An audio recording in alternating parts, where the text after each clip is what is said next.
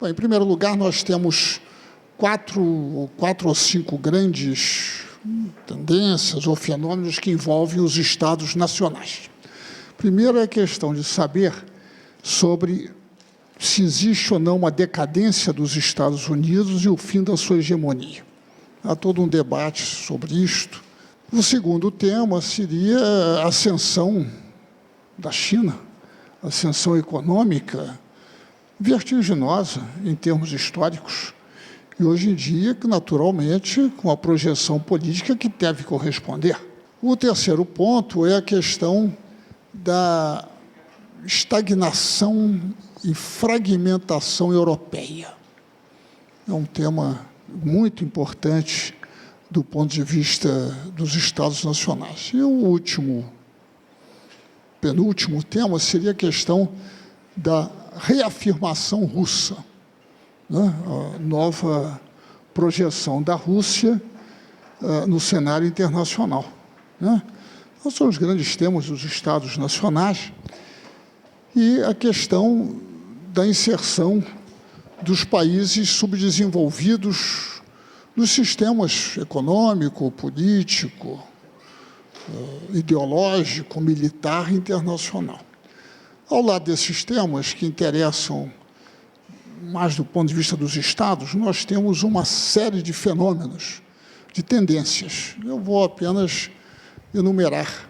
Nós temos o fenômeno da globalização, né, que naturalmente envolve os Estados nacionais, não apenas esses que eu mencionei, mas todos.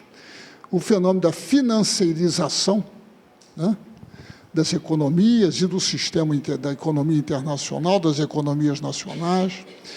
A questão, vou citar, não há uma ordem propriamente para isto, né?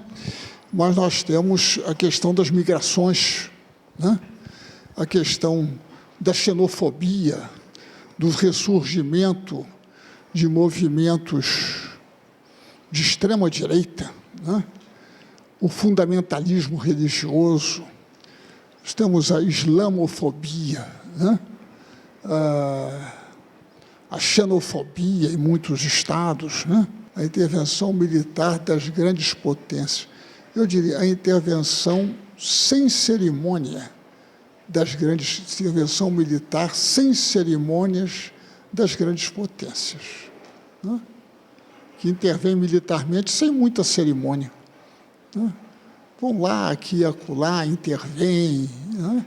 Nós temos um outro fenômeno, são as rapidíssimas, ainda não difundidas, transformações tecnológicas. Entre elas, a questão da automação, da robotização.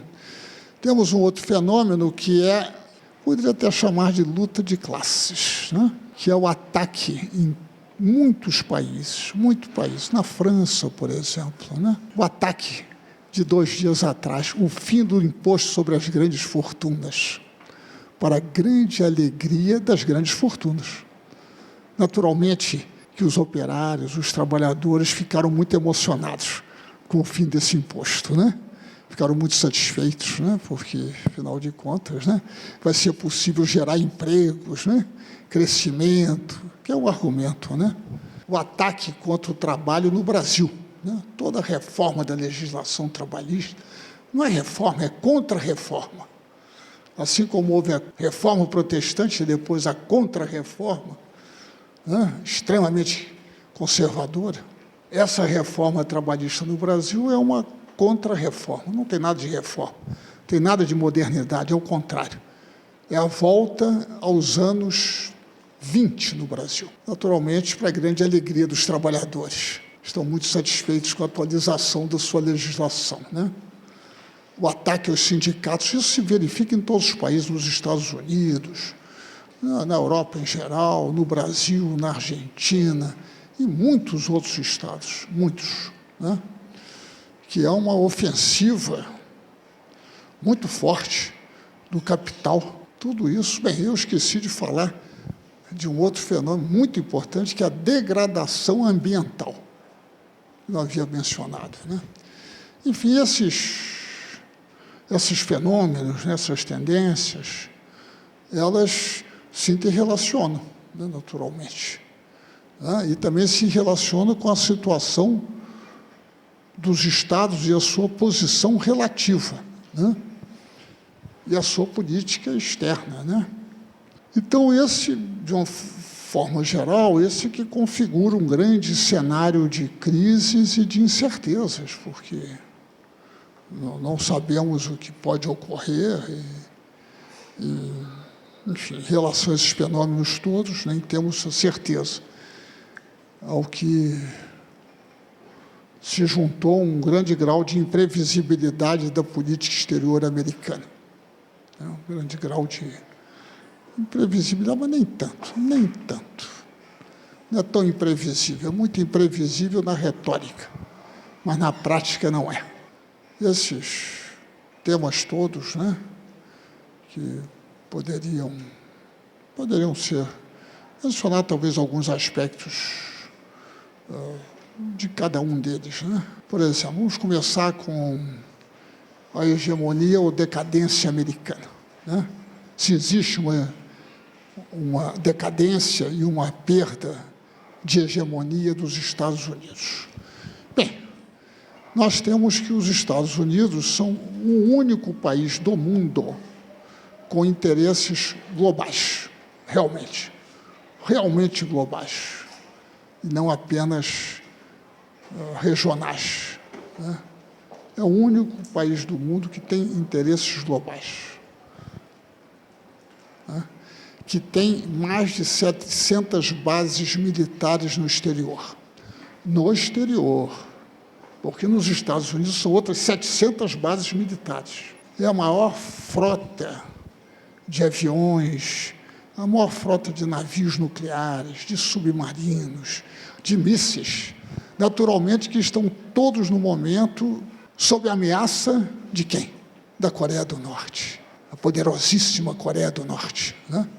Ameaça esse poder militar gigantesco e coloca em risco a paz mundial. Isso é um outro fenômeno, que é o fenômeno da formação, a formação das visões do mundo, né?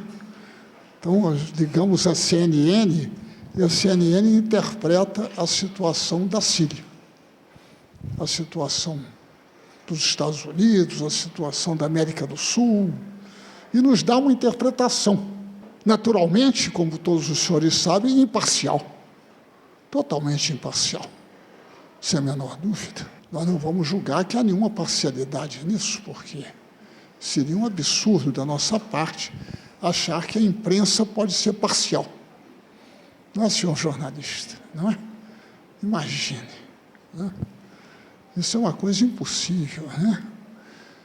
Então, essa construção do mundo, né, das ideias, né, da interpretação do mundo, porque a partir da interpretação do mundo é que existe a política, né?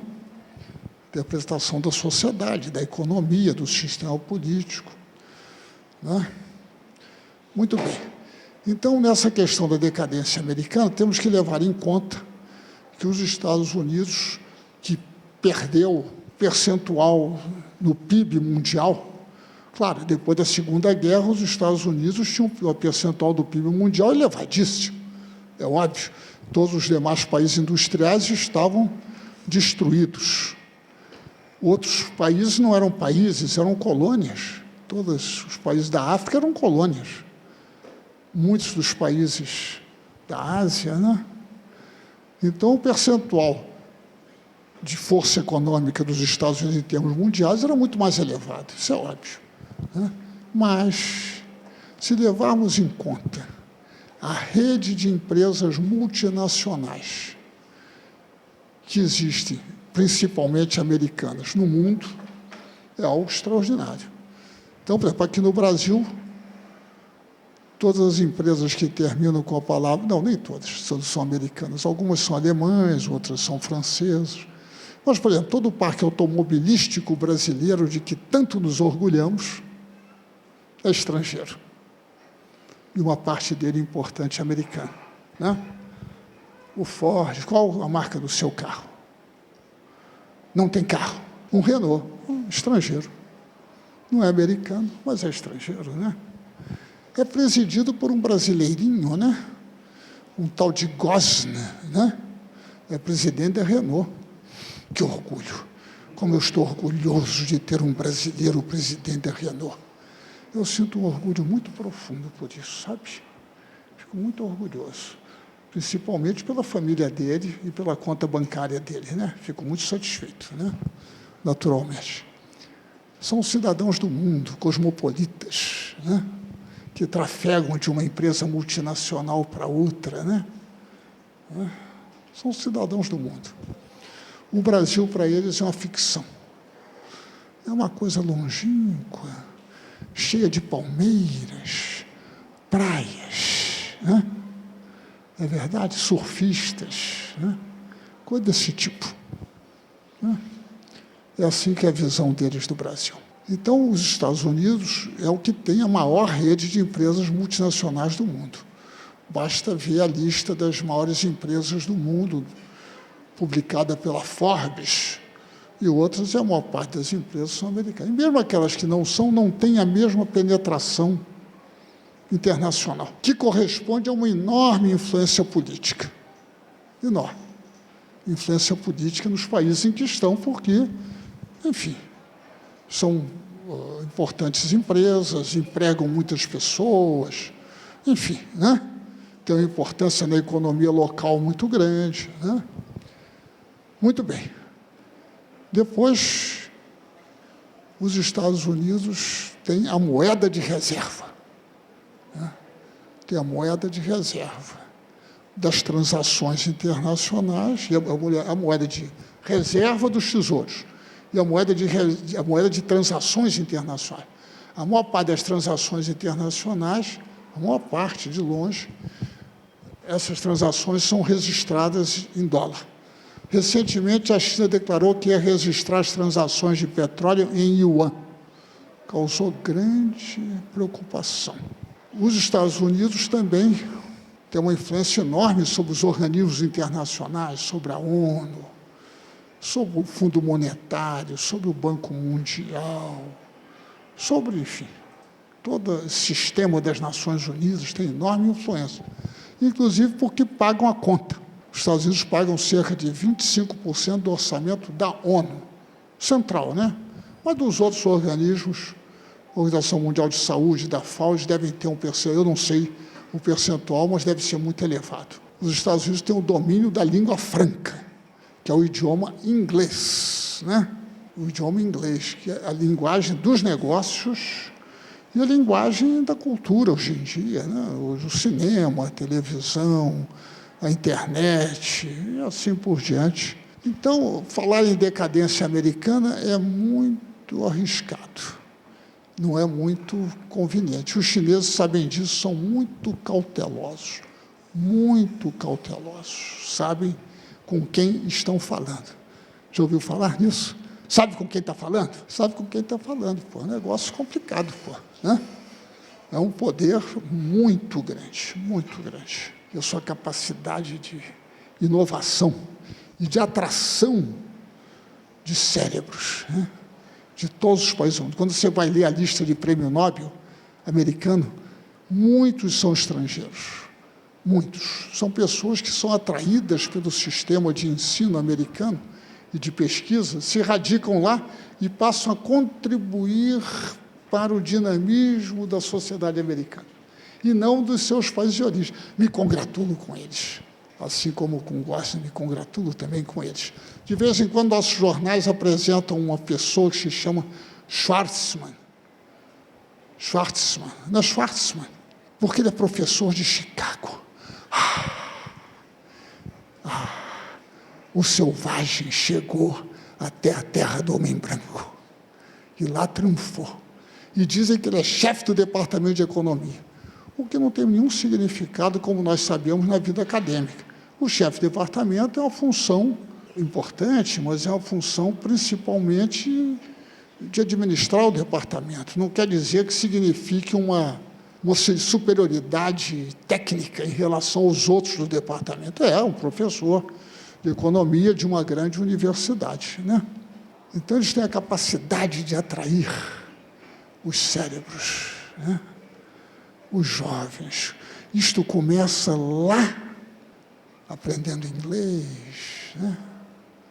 Depois tem o programa de intercâmbio, vai ficar na família americana, e lá ficam durante 6 meses.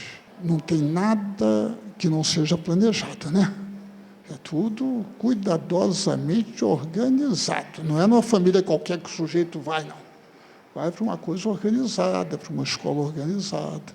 Querem estudar nos Estados Unidos, né? Querem estudar lá. Porque é um direito do indivíduo ir para lá. É um direito, né? Totalmente razoável. Né? Então, cria... Aí tem o cinema, tem a música, tem o rádio, né? Então, tudo em inglês. Então, as pessoas não estariam tão certas julgando que há uma decadência da sociedade americana, né? O avanço do número de patentes, de artigos científicos, não é isso, professor? O registro de artigos científicos, eles registram mais ou menos 40%. Muitos de autores estrangeiros que moram nos Estados Unidos. Né? Mas não importa, para todos os fins, são artigos de professores americanos, é computado como Estados Unidos. Então, longe de mim achar que tem o pessoal que pensa na decadência americana com satisfação. Ah, agora eles vão embora, agora eles vão embora. Agora, e tem uma outra turma que acha que eles vão embora, mas estão preocupados com isso, estão tristes com isso. Tem o pessoal triste e tem o pessoal alegre com isso, né? O império é muito poderoso, mas os Estados Unidos são, sem dúvida, o país líder e centro do sistema capitalista, que hoje em dia, digamos, é hegemônico no mundo. Tem 1 ou 2 países que se dizem que não são capitalistas, mas até o Vietnã virou capitalista. Até o Vietnã virou capitalista, né? Depois de uma longa guerra, hoje abriga inúmeras empresas multinacionais americanas.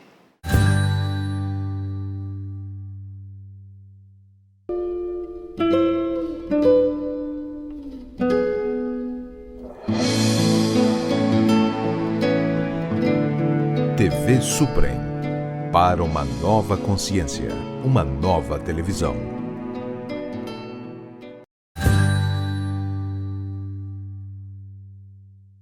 Então, o segundo tema do ponto de vista dos Estados nacionais é a questão da China. E a China tem tido um progresso econômico e tecnológico extraordinário. Ela, nos anos de 79, quando começam as reformas, até 2009, ela cresce a uma média de 10% ao ano. E agora, as pessoas, os jornais dizem, só cresceu 6,8%. Todo mundo crescendo, bem, tem uns que estão brilhando, né? Crescendo a 0,7%, né? Que é aquela coisa maravilhosa. Um zero na frente. 0,7%, que coisa. É a previsão, né? Pode ter que não se realize, mas é a previsão, né? 6,8% é uma taxa altíssima, histórica para qualquer país do mundo. Estados Unidos, para a Alemanha.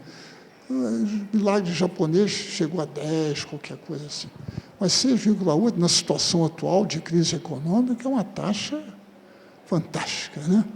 E a China conseguiu retirar da pobreza cerca de 700 milhões de chineses. 700 milhões de chineses, para termos uma perspectiva, é 3 vezes a população brasileira. 3 vezes a população total brasileira. 700 milhões. Né? É algo extraordinário. Eles têm conseguido atrair volumes de capital, de investimentos muito significativos, né? Muito significativos. Mas eu queria lembrar o seguinte, o país que mais atrai investimentos estrangeiros do mundo são os Estados Unidos, que mais recebe investimento estrangeiro. no mundo são os Estados Unidos, né? Você vê o poder de atração. Então, a China, ela, de um ponto de vista econômico, ela revolucionou a sua sociedade. Ela conseguiu, a China forma 500 mil engenheiros por ano. Os Estados Unidos formam cerca de 250 mil. Isso é uma capacidade de inovação tecnológica gigantesca, né? A China tem aumentado o registro de patentes de uma forma extraordinária. Está na vanguarda, por exemplo, dos equipamentos de energia renovável, as turbinas, geradores e tudo isso. Está muito avançada, chegou a fabricar o mais potente computador do mundo, depois eu acho que foi superada pelos Estados Unidos, mas produziu um computador que processava 4 trilhões de informações por segundo. 4 trilhões de informações, é difícil imaginar o que seja isso, né? Enfim, produz, lança satélites, lança homens ao espaço, já lançou ao mar 2 porta-aviões nucleares. Então, a China, ao mesmo tempo, tem um sistema político peculiar. Primeiro, que é um sistema coletivo. Segundo, que ele é um sistema que garante estabilidade, que é extremamente importante para o desenvolvimento. Eu estou dizendo uma coisa um pouco heterodoxa, mas para quem gosta de subdesenvolvimento pode ficar com outras coisas. Mas quem está interessado no desenvolvimento precisa de um sistema político que dê permanência aos projetos de desenvolvimento. Senão, não se desenvolve. Pode esquecer. E tem um processo, eles... Na campanha contra a corrupção, eles puniram 1.200.000 pessoas. 1.200.000 funcionários na campanha contra a corrupção. Não é pouca coisa, né? Não sei se ainda é assim, mas era no passado. Muitos dos corruptos eram fuzilados e a família tinha que pagar a bala, a despesa do Estado. Então, a China é considerada, às vezes, a sucessora dos Estados Unidos. Acho muito precoce, porque a penetração ideológica da China, ideológica e cultural da China no mundo ainda é muito pequena. E econômica também, apesar de ela já ser a maior exportadora do mundo e a maior importadora. Exportadora não é de produto primário, não. É de produtos, muitas vezes, muito sofisticados. Não apenas produtos simples, como era antigamente. Eu me lembro quando começaram a surgir no Brasil os produtos japoneses. Aí dizem, esse é produto japonês, é uma porcaria. Hoje já não é mais assim, né? Depois surgiram os produtos coreanos. Isso é coreano. Os produtos chineses, no início, eram produtos mais simples, né? Hoje são produtos muito sofisticados, bens de capital, aviões, o que quiser. Trens de alta velocidade são os mais modernos do mundo, né? E assim por diante, né? Mas está muito longe de substituir os Estados Unidos. Eles sabem disso e sabem com quem estão falando. Sabem que é muito delicado, né? O desafio. Mas eles têm muito tempo, eles têm a visão do mundo de longo prazo, né? Dizem que uma vez perguntaram a Deng Xiaoping, o grande líder chinês, em 1989, quando foram 200 anos da Revolução Francesa. Perguntaram a Deng Xiaoping o que ele achava da influência da Revolução Francesa no mundo e tudo. E ele respondeu, é um evento muito recente. Então, ainda não se sabe ainda o que... Porque eles medem em milhares de anos, né? Uma civilização de 5.000 anos acha tudo isso aqui muito recente, né? Olha um pouquinho da China, acho tantas outras coisas. Depois um pouco sobre a reafirmação russa, né? Os russos que passaram por um processo. Os Estados Unidos, falar em questão de hegemonia, tiveram em relação à União Soviética a maior vitória política militar da história. Não dispararam um tiro e o outro lado se rendeu. Se rendeu e aderiu. E depois se desintegrou. Isso é algo extraordinário do ponto de vista do êxito da política externa americana. Porque o seu principal adversário, a grande potência, eram 2 grandes potências, né? Era o mundo bipolar. O outro lado desistiu, aderiu e ainda se desintegrou. É algo fantástico, né? Como vitória dos Estados Unidos e como derrota da União Soviética e da Rússia, que era o centro da União Soviética. Então, eles, de anos para cá, estão num processo de reafirmação interna, reconstrução interna, muito complexa, porque a Rússia tem muitas nacionalidades dentro da própria Rússia. São muitas regiões autônomas, são muitos povos, sem contar toda aquela região do Cáucaso, né? Toda aquela região extremamente difícil, né? Mas dentro do próprio território hoje da Rússia, né? Há muitas regiões autônomas, cidades autônomas, questões graves, né? Mas é um processo que ajuda muito, mas é um processo que interessa aos Estados Unidos. Porque, tradicionalmente, o complexo industrial militar americano se alimentou da rivalidade com a União Soviética para a produção de armas e para o desenvolvimento tecnológico. Grande parte do desenvolvimento tecnológico tem origem no setor militar, não tem origem no setor civil. Nada disso teve origem no setor civil. A biotecnologia teve origem no setor militar, a informática teve origem no setor militar, tudo. Isso justificava as enormes despesas americanas com os contratos militares, que, na realidade, são contratos com a indústria civil.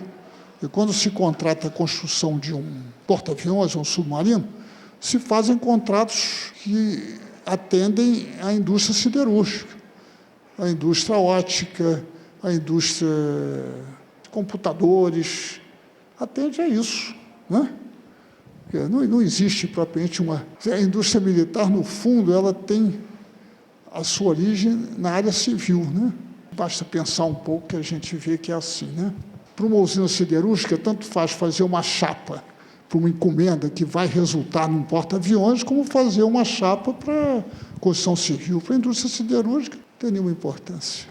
Então, a existência desse grande poder do outro lado, que ameaçava a sociedade americana, era fundamental. Quando eles desistiram, ficou um problema grave, porque não tinha como justificar para os chamados contribuintes americanos as despesas militares.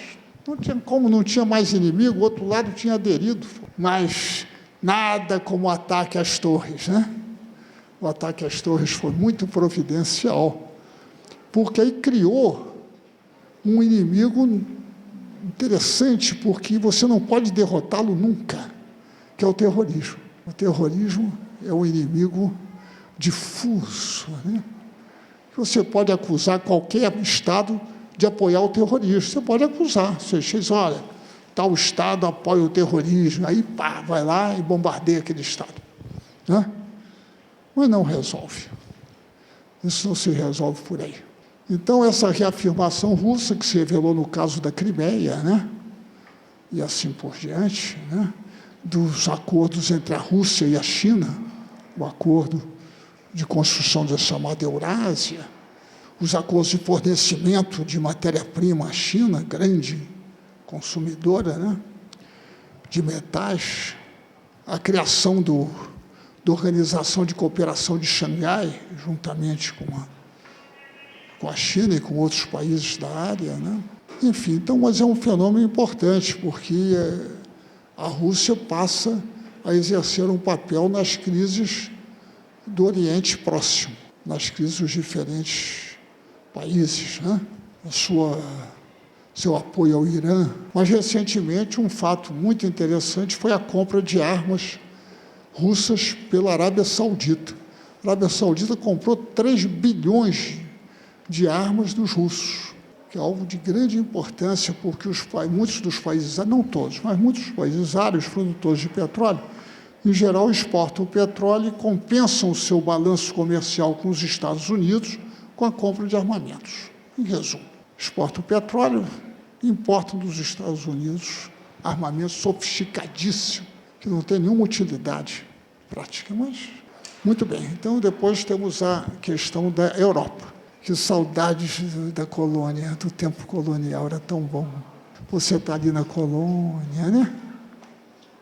Importando chapéus franceses, as sedas francesas, as costureiras francesas. Que delícia, que maravilha, né? No entanto, a Europa sofre um processo importante, porque se engajaram no processo de construção de um novo Estado, a União Europeia, se engajaram nesse processo. Esse processo agora sofreu o abalo da saída da Grã-Bretanha, que sempre foi um agente americano dentro da União Europeia, sempre. O general de Gaulle tinha razão ao vetar a entrada, porque ele sabia com quem que ele estava tratando. Ele estava tratando com um país profundamente aliado aos Estados Unidos, por suas razões históricas, lá, não importa, né? E aos Estados Unidos não interessava uma Europa muito forte, de forma alguma. A Inglaterra entra e nunca participa plenamente, mas sabota sistematicamente. E toda a época das guerras históricas entre a França e a Inglaterra, né? Todo o histórico, a Guerra dos 100 Anos, toda a disputa com Napoleão, enfim, tudo isso é algo histórico, né? Mas aí, finalmente, os ingleses saíram de vez, né? E agora a Europa sofre o processo de fragmentação dos Estados nacionais. A Catalunha, por que não os Países Bascos, né? Que tem até mais direito que a Catalunha, porque são um povo mais distinto dos que os catalães, né? Mais distintos na língua, na origem étnica e assim por diante. Mas temos o mesmo fenômeno na Inglaterra, a possibilidade da Escócia se separar da Inglaterra, né? Temos o mesmo fenômeno na Itália, o norte da Itália em relação ao sul, né? Outros estados eu não sei, não me lembro pelo menos, mas esses são talvez os casos mais... Outros já se separaram, foi o caso da Iugoslávia, da Tchecoslováquia, outros já se separaram, já aconteceu.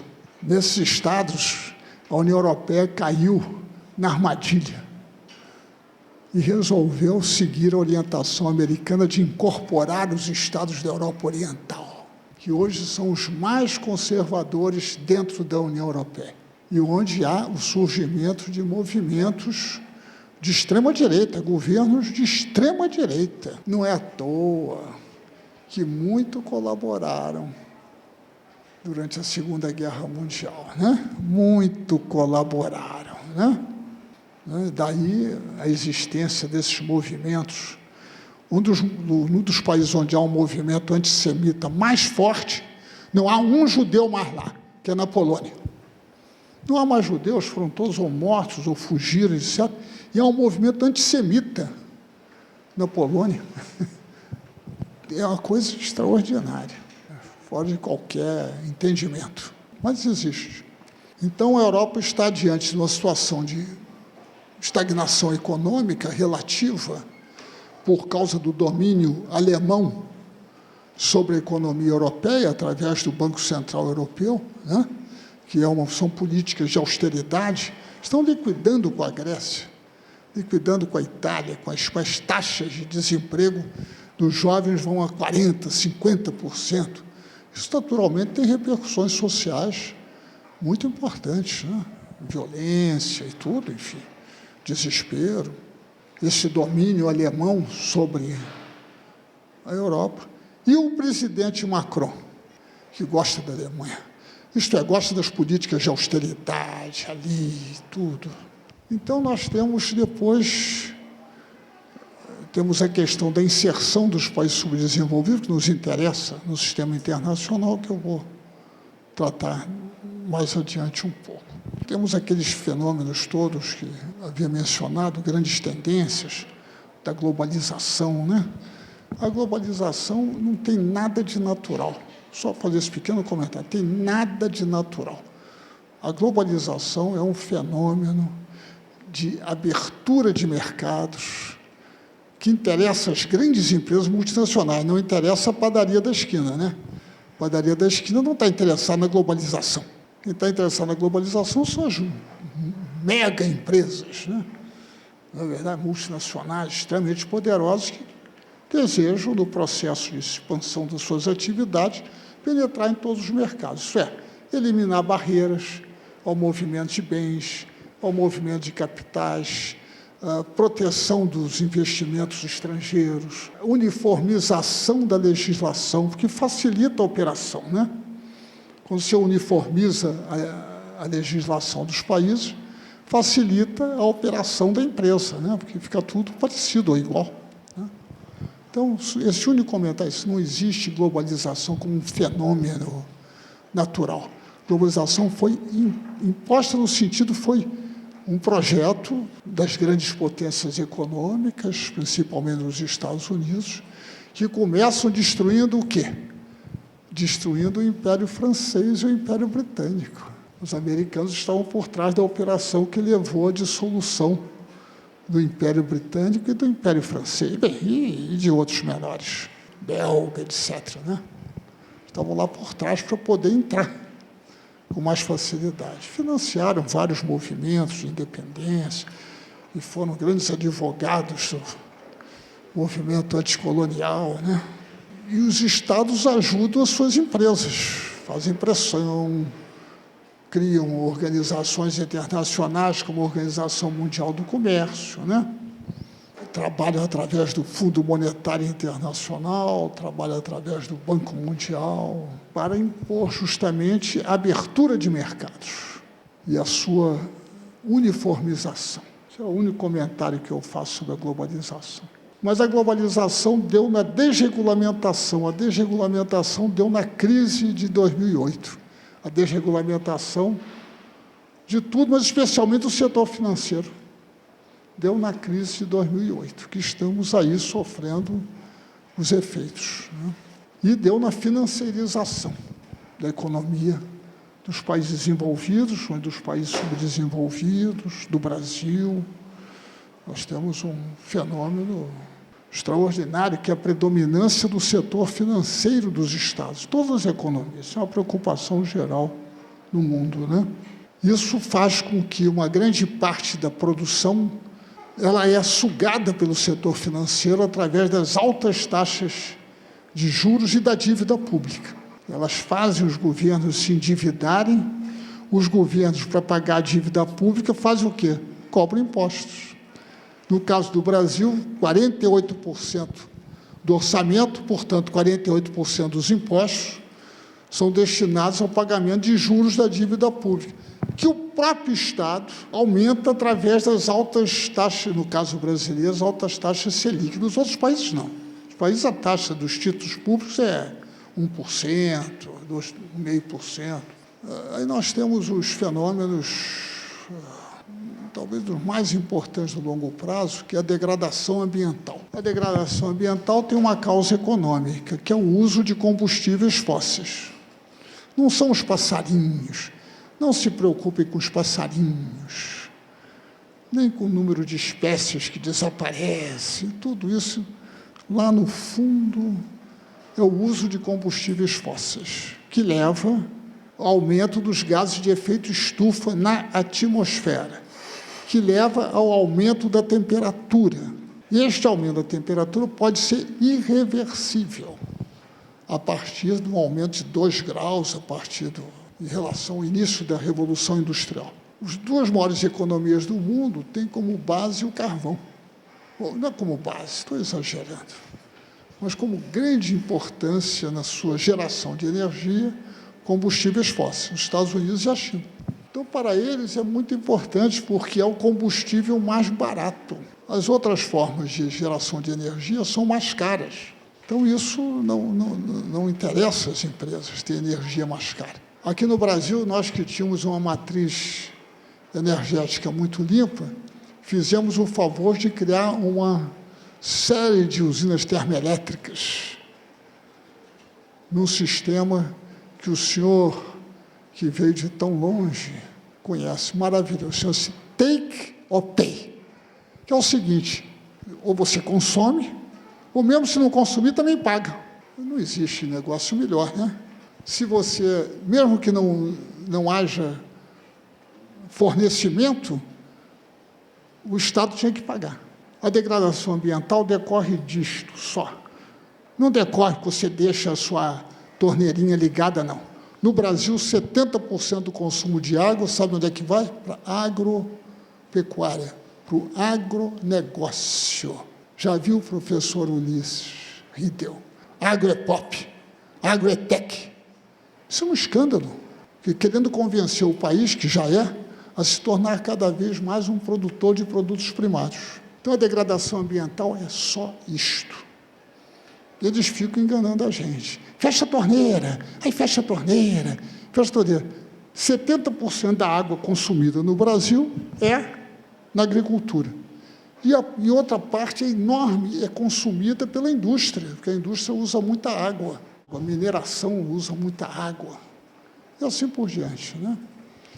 E a gente se deixa iludir e fica fechando a torneirinha lá, olhando o passarinho. A situação real é outra. Isso é degradação ambiental, que vai indo, né? A islamofobia, o fundamentalismo, a xenofobia são todos fenômenos, e a ultradireita e a questão das migrações são todos relacionados, né?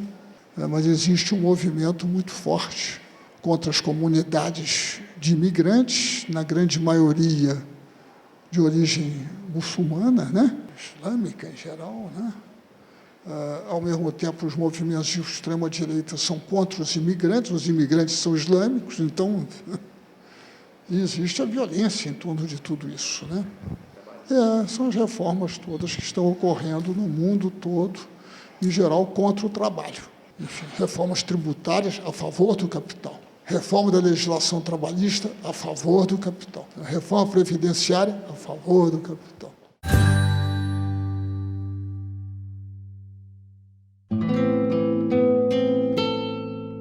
Mudar paradigmas, valores, padrões e modelos. Valorizar a vida através do amor e do trabalho solidário. Construir uma sociedade mais digna, ética, justa e fraterna. Elevar a consciência, a solidariedade, a espiritualidade e fraternidade universais. Isto é TV Suprem.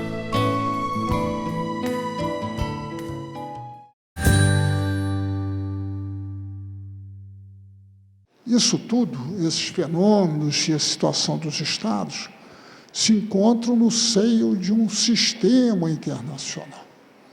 O sistema internacional é composto por, em primeiro lugar, são os Estados nacionais. As empresas são maiores que os Estados, são ideias equivocadas, por uma razão simples.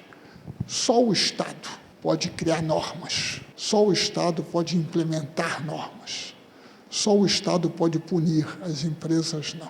O senhor, que é um grande advogado, sabe disso. As empresas podem influir o Estado para que ele crie certo tipo de norma, como é o caso da legislação trabalhista brasileira. Mas quem cria é o aparato do Estado, é o sistema do Estado, legislativo, executivo, judiciário, né? Então, cada Estado soberano, que são 194, mais ou menos, no seu território ele é soberano, por menor que ele seja. Ele está sujeito a coerção, a influência, a pressões, mas ele é soberano. Aumentam as relações entre as comunidades que formam os Estados, né? Surge a necessidade de acordos. A política internacional é a negociação de acordos, não é outra coisa. Podem vir aqui dizer o que quiserem. No fundo, as relações entre os Estados, para regular as relações das empresas, dos indivíduos, dos próprios organismos do Estado. Por exemplo, o que o Departamento de Justiça americano pode fazer no Brasil? O senhor sabia que eles têm hoje em dia funcionários dentro do Odebrecht? Tudo decorre de um acordo de cooperação judiciária interpretado pela Procuradoria-Geral da República. Só o Estado pode gerar normas. Uma empresa não pode gerar normas que eu vá obedecer. Ou um grupo de empresas não vai. Eles influem no processo de elaboração influem muito, de elaboração das normas, assim como os sindicatos procuram influir, as ONGs procuram influir, né? A União Planetária procura influir, né? E assim por diante, mas não faz normas. Convicções, mas norma. norma jurídica que o Estado possa aplicar? Não. Então, para isso, é necessário, para que as grandes potências, os grandes Estados, convençam os pequenos Estados a aceitarem certos acordos. Então, nós estamos dentro de um sistema internacional, são os Estados nacionais, com as suas estruturas. Pois as grandes multinacionais, as ONGs, a ONG que é a Igreja Católica é uma ONG, né? É meio ONG e, ao mesmo tempo, é um Estado. É o Estado do Vaticano e, ao mesmo tempo, é uma ONG. Age como ONG, age como organização religiosa. Tem grande influência, né? As igrejas evangélicas, e assim por diante. Esse sistema internacional tem os Estados, tem as organizações internacionais, como as Nações Unidas, a FAO, a Unesco, etc., que também participam desse processo. Mas são organizações de Estados. Os membros das Nações Unidas são os Estados, não são empresas. Eles procuram até participar, sabe? Eles querem participar. As mega empresas das Ilhas Fiji querem muito participar desses processos. As americanas não querem participar de jeito nenhum. Nem as inglesas, essas não querem. Esses pequenos estados são diabólicos. Havia muitos problemas para os grandes estados. A época dos grandes impérios era muito boa para as metrópoles, né? Não para as colônias. Mas hoje em dia existe um império, que é o Império Americano. Ninguém tem a dúvida quanto a isso. A sua força é gigantesca. O único caso na história em que, terminada uma guerra, as tropas permaneceram, foi o caso da Segunda Guerra, em que as tropas americanas permaneceram, através de vários, a OTAN, os acordos com o Japão, com a Austrália, com a Nova Zelândia, e agora querem vir para o Brasil. Existem os Estados nacionais, existe um grande império que está acima da lei. Isso é que é preciso entender. Quando se diz, não, o direito internacional, os Estados obedecem ao direito internacional, desde quando? Desde quando os membros permanentes do Conselho de Segurança obedecem ao direito internacional? Desde quando? Eles não podem, todos os Estados podem ser punidos pelas Nações Unidas. Se houver uma decisão do Conselho de Segurança, aprovada pelos 5 membros permanentes, e que tem a maioria, né? Ele pode ser punido. Então, pode aprovar uma resolução contra o governo tal, né? Mas ninguém pode aprovar uma resolução contra a Rússia, ou contra a França, ou contra a Inglaterra, ou contra a China, e não contra os Estados Unidos. Não pode aprovar. Esses Estados estão acima do direito internacional. Eles são inalcançáveis. Isso é a realidade. Claro que não é o que a retórica procura disseminar nos livros de direito internacional, nos livros de política internacional. A realidade é esta. Tanto é que a guerra do Vietnã nunca foi examinada no Conselho de Segurança. A guerra da Argélia nunca foi examinada. A guerra da Chechênia nunca foi examinada. A questão do Tibete nunca foi. Isso por quê? Porque não entra na pauta. Não é que não seja debatido. Não entra na pauta, porque para ter pauta é preciso que eles aprovem a pauta. Então o país diz, não, esse tema não. Pronto, acabou. Ele veta o tema. Então, existe um império.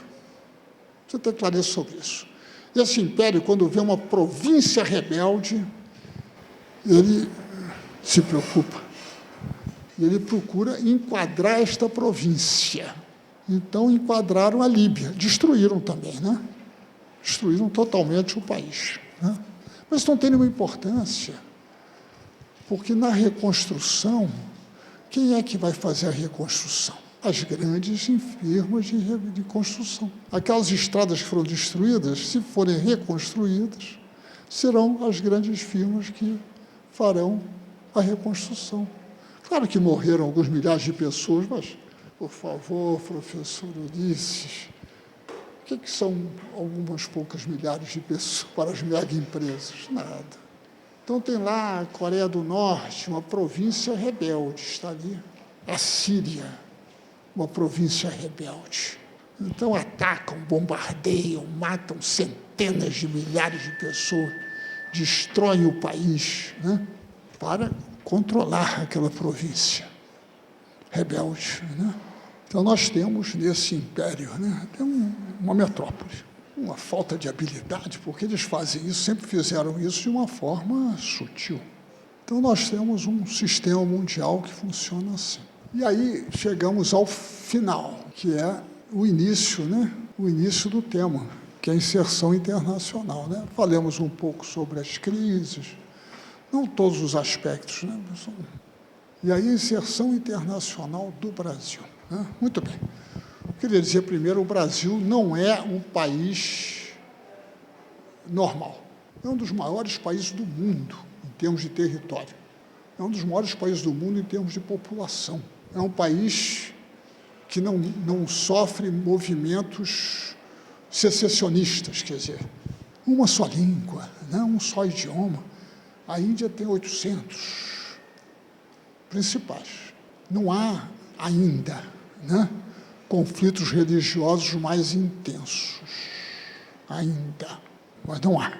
Como há na Índia. Na Índia, os conflitos religiosos são muito importantes. Né? Então, as riquezas, os recursos naturais do Brasil são extraordinários. Né? Extraordinários em todos os setores. Minérios, produção agrícola, pecuária.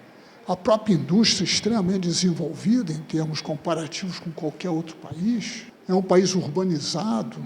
É um país que não tem, apesar de ter muitos vizinhos de fronteira, não tem nenhum conflito com eles. Nenhum conflito, como tem a China em relação à Índia, como tem a Índia em relação ao Paquistão.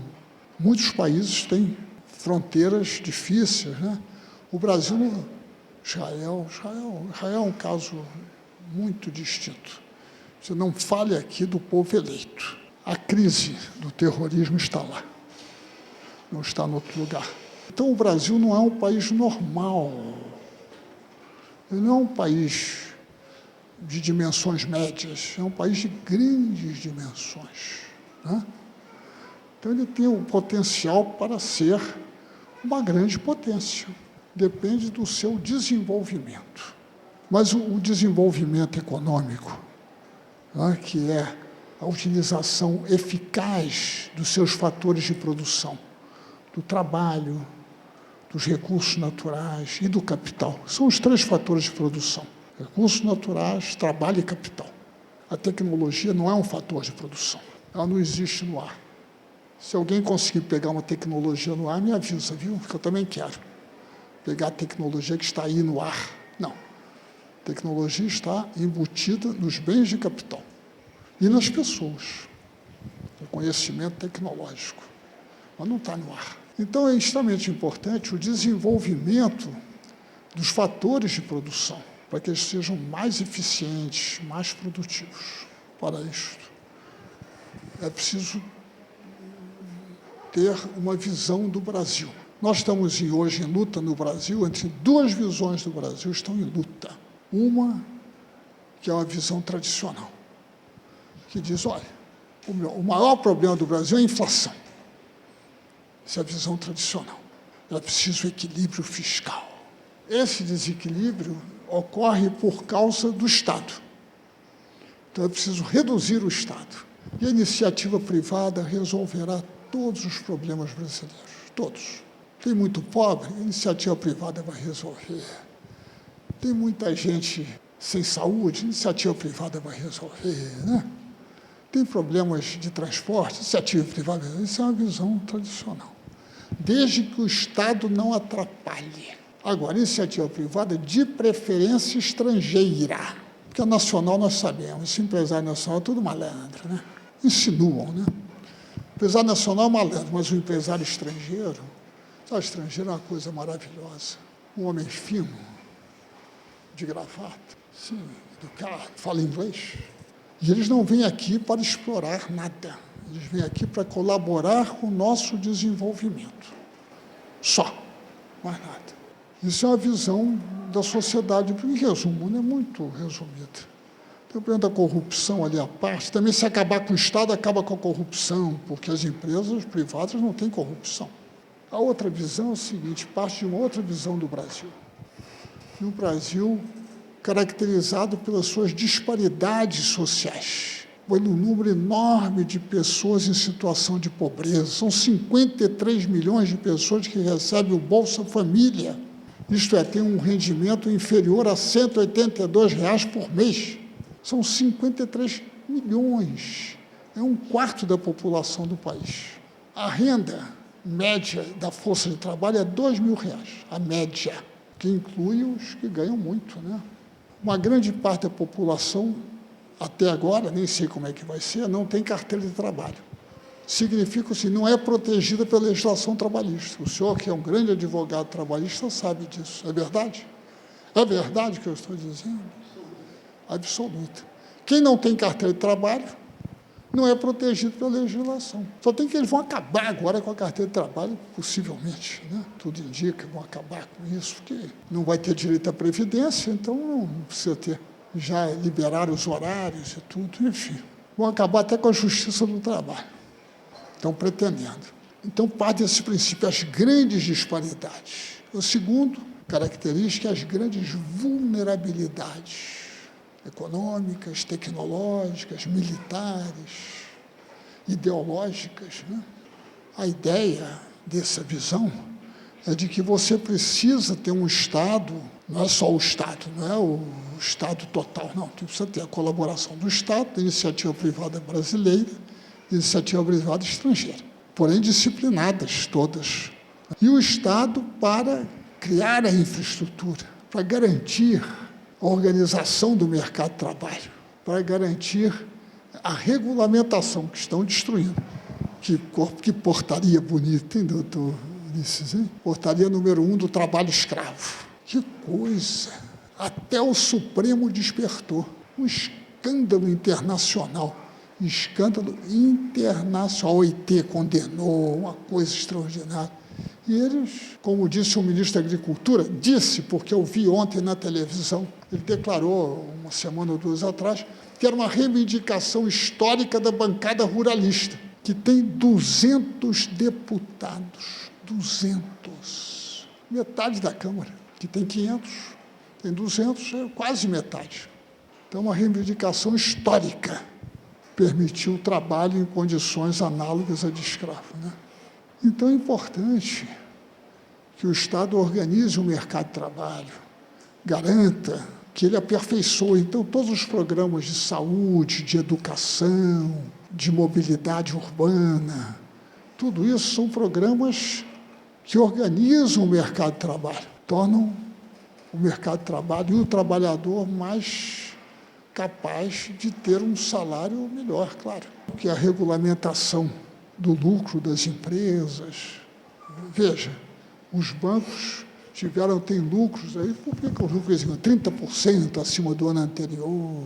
Um amigo meu fez um empréstimo de R$300 mil, pagou 3 prestações, está devendo 308.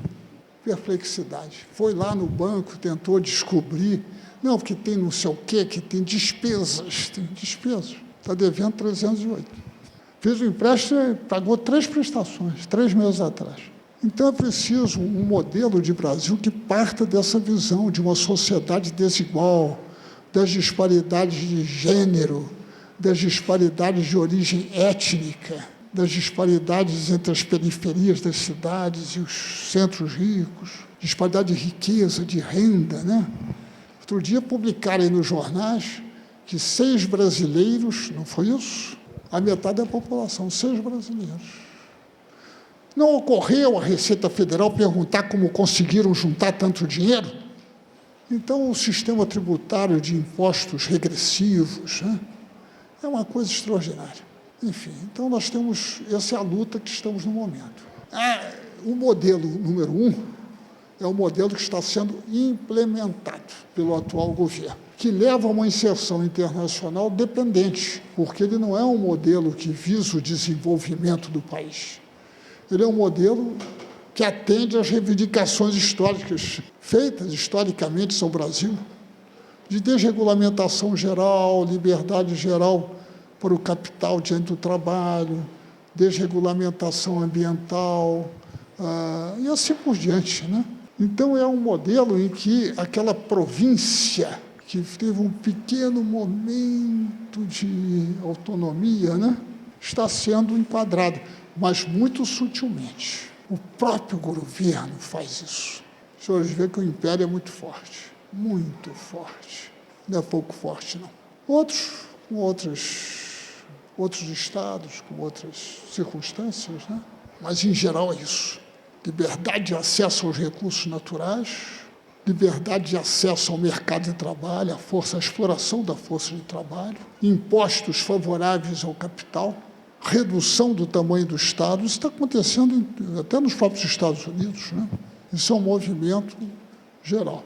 Então, nós estamos numa inserção internacional que se reflete em toda essa legislação do governo. Não é só na política externa do Ministério das Relações Exteriores, não. Aquilo é uma pequena parte, porque o geral é toda uma política voltada para o exterior, voltada para atrair capitais, empresas, de qualquer forma. Qualquer benefício será dado. Aos que tudo têm, tudo lhes será dado. E aos que nada têm, o pouco que têm lhes será tirado. Diz a Bíblia. Creio que é Mateus.